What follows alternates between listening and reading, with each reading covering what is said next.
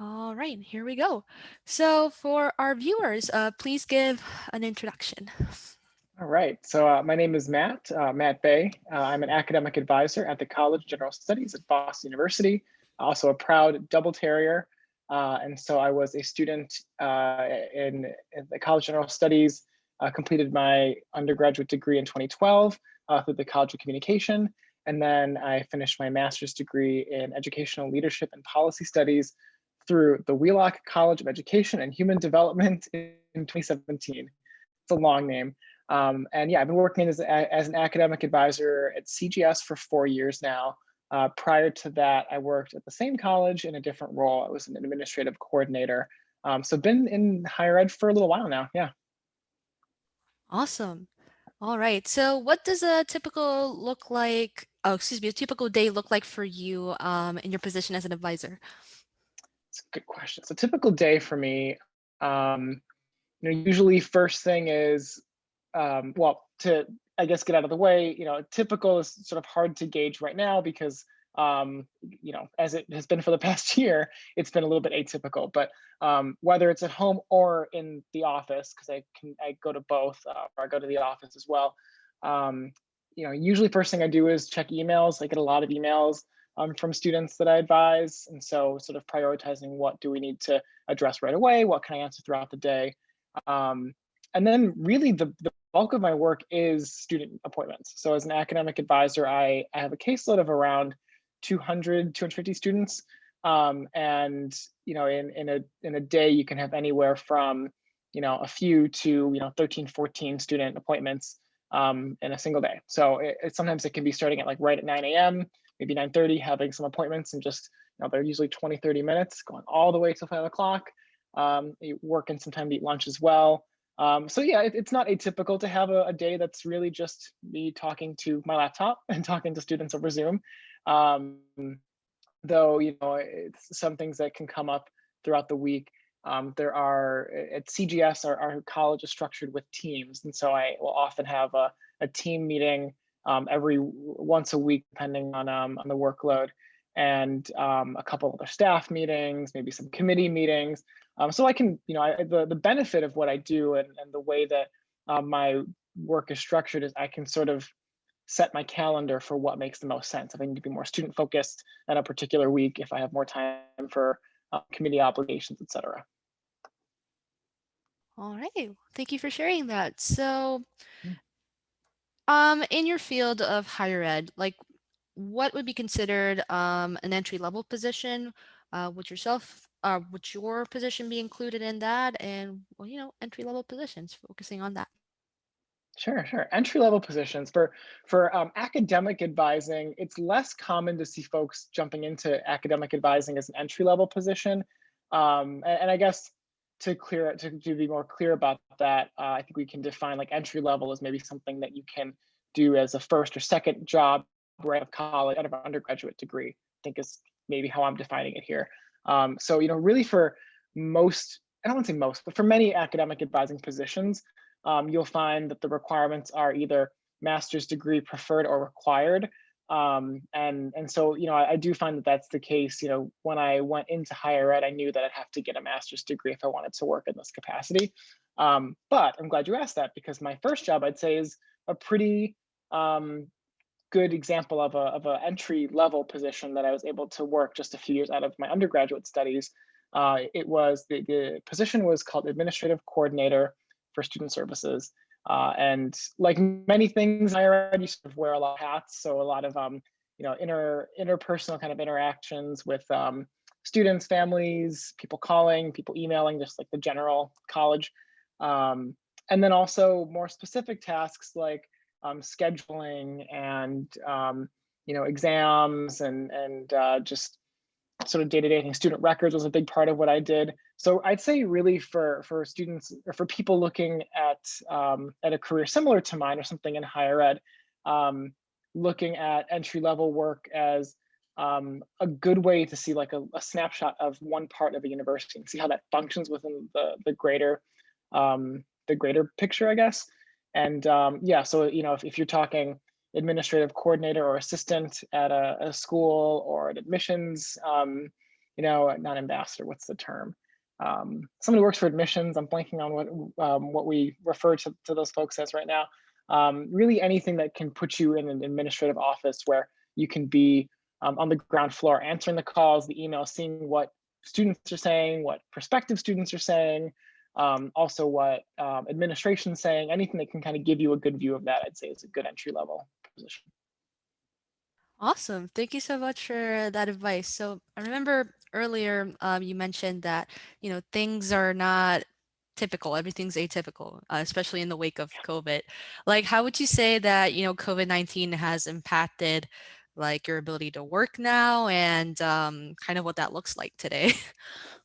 Yeah, that's a big question. I'd say that I guess I can start by saying most of what I do is actually hasn't changed that much. As an like I advise on an individual basis. There's a few times, but it's not as common where I'm needing to be speaking to more than just one person. So actually, what we're doing right now is pretty similar to what I have done for the past 4 years, which is a one-on-one conversation with a BU student. And that, of course, the big differences are from just obviously that there is a difference in the in-person interaction versus the virtual, and I recognize that, and it's something that is just it sort of is what it is. But really beyond that, I think that it's actually been, I don't want to say better, but there have been some advantages to being able to move primarily to video interaction. So without going into too much detail about the way our program is structured, all of our students begin their studies in the spring semester, which means we're in contact with them in the summer and the fall semester preceding when they start. And in previous years, most of the interaction is on the phone because they're not here. They're either across the world or across the country, but they're not at BU. So they can't really come into my office on Com Ave to have an appointment. So for years, it was a lot of phone appointments over the summer. And for the difference between a phone appointment and a Zoom appointment for me is pretty night and day. You can't really, um, you have no body language to go off of, eye contact. I mean, I know it's not real, but it feels real, the eye contact. So um, the shift to primarily using Zoom for everything this past summer and past fall semester was actually really helpful because now we've got 600 or so new students on campus, or 600 new students who are starting, I should say. Some of them aren't on campus, but I know them in a way that I feel like the prior year maybe I didn't have that familiarity with them because I know what they look like. I know where they're coming from. Maybe we're FaceTime, maybe we're Zooming, and the students in like Shanghai, and it's midnight there and it's morning here. So little things like that that really help you see where the person's at. So I think it's interesting to be able to answer that question in a not negative light. But I'd say for the most part, it's actually I consider myself very lucky to not have lost sort of the heart of what I get to do with all the changes that we've made. It's been it's not ideal. I'd love for it to be over anytime soon, but all things considered, I think that I was able to come out of it maybe better than I went in, which is nice. Awesome.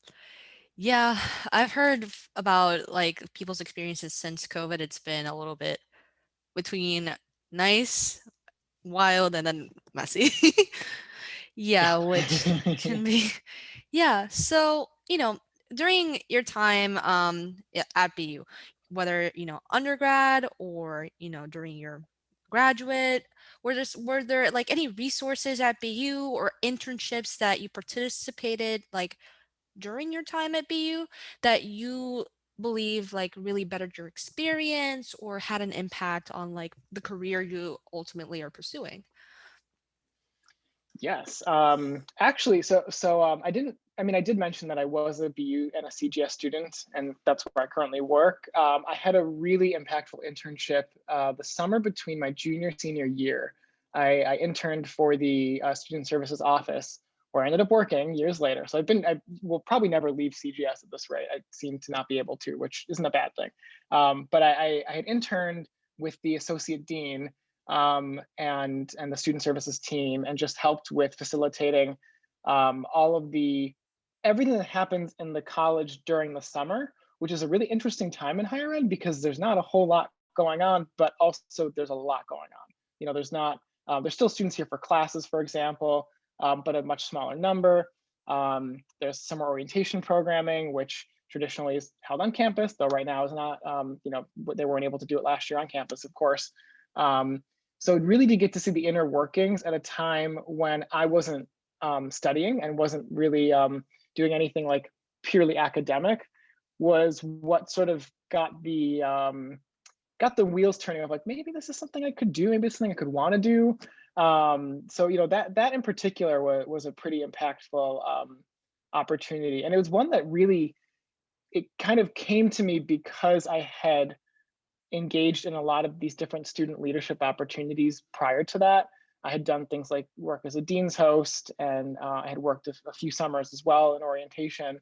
And so seeing that, I was like, okay, this is cool, and I like the college environment. I like working with students. I like clearly I like to talk because I never stop talking. So here's something that kind of works for everything. Where do we go with this? And at the time, I was a film TV. I mean, I did complete a degree in film and television, so very different than what I ended up doing. But all things considered, it was because I was in this educational environment with people who saw that spark and wanted to kind of help foster that interest that has led me where I am today. So I'm very, very lucky to have had that journey. Yeah. Awesome. Okay. So if you could talk to a student right now, which you do a lot as an advisor, but I guess outside of that context, right? Who's aspiring to kind of go into higher ed or in a similar position as you, what advice or what tips would you give them? That's a really good question too, Lucia. I would say i- if we're assuming that I'm talking to a college student, I would let them know that if they want to work in a college, they have a real advantage by being at one right now. You have people who have, thinking about all the people like myself who work in higher education, many of us have gotten here because of experiences we had in undergraduate, in our undergraduate studies. So I know I'm always happy to talk to anybody who's like, oh, I might be interested in higher ed, because if you think about like when you came to college, for example, I guess I don't mean to flip the interview, but what are you studying or what's your major as of right now? I'm studying psychology. I'm also minoring public health. Right now, where I stand, I kind of want to go into clinical psychology. So I do Yeah, want to go into higher ed, but I want to be a clinician ultimately. very cool. Yeah. So it's I mean that's first of all just that's awesome that you have I like the major minor pairing. I'm gonna try not to do the academic advising thing here, but I can't help myself. But I ask that because when people come to college, they don't think, oh, I want to become an academic advisor. They don't think, oh, I want to work in higher ed administration. You don't really think of that as a career path. You're there and you're around all these people who are doing just that.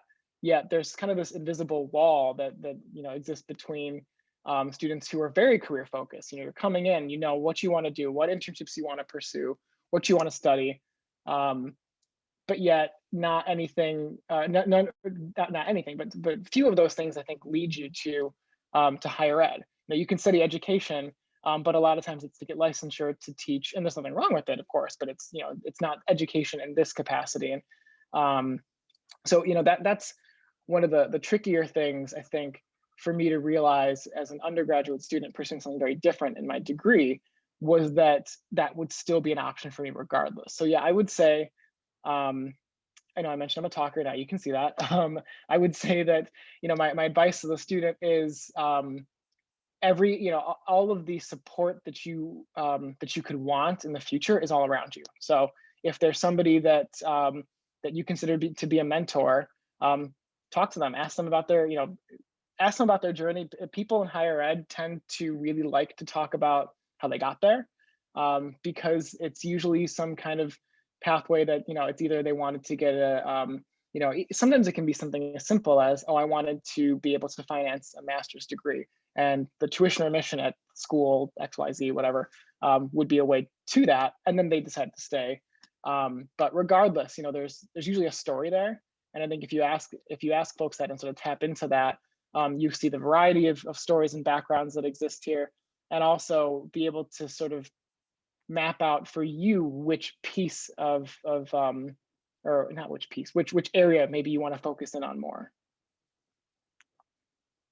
Awesome. Thank you so much for that advice. Actually, I had started out in psych and I wanted to go in this direction, but I thought I wanted to go to med school. Then I figured out I'm dead wrong on that. So then I switched it over. Yeah. So, I mean, those were the questions that, we have prepared for this interview. But, if you have, any other comments about like your experience, where you are now, what are anything about your field or career, that you would like to, that knowledge that you would like to impart on students, absolutely go for it. Yeah, space is for you. Okay, careful what you wish for, Lucy. I could go on forever now. No, I think I'll add one more thing because I've touched on it before, but I didn't go into too much detail. Is I work with a lot of undecided students and students who maybe come in.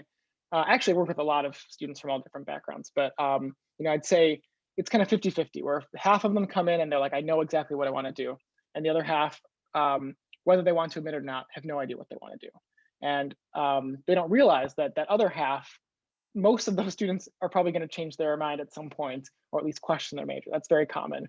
But I think about when I came in and I was so I don't know, so like persistent on working in film and television, and that's something that I had known that I wanted to do since I was 15, 16. Got into all these really like these film schools that frankly I didn't think I'd get into, and then I came to BU knowing that I could get the liberal arts education through CGS, and then do my undergraduate degree in film and television. So the plan was there, and it was a really hard thing for me as a when I realized I didn't want to go into film and TV. It was my second semester senior year, which is probably the worst time to have that realization. Um, but now that I look back at it, I realize a few things. One, it truly didn't make a big difference to me that I pursued a career that was different than what I'd studied as an undergraduate student. Um, and that's something that's easy for people to say and very hard to actually hear. Um, but when I talk to undecided students, I say, if you're worried about tying the undergraduate degree to the career, talk to anyone over 30 about what they studied versus what they're doing right now. You'd be very surprised at how different those answers are going to be. Some people match up, and that's awesome for them, but a lot of people don't, and I'm one of those. So that's one realization that I think has been helpful for students that I work with to know that that was a very deeply personal thing that I've experienced firsthand and was okay.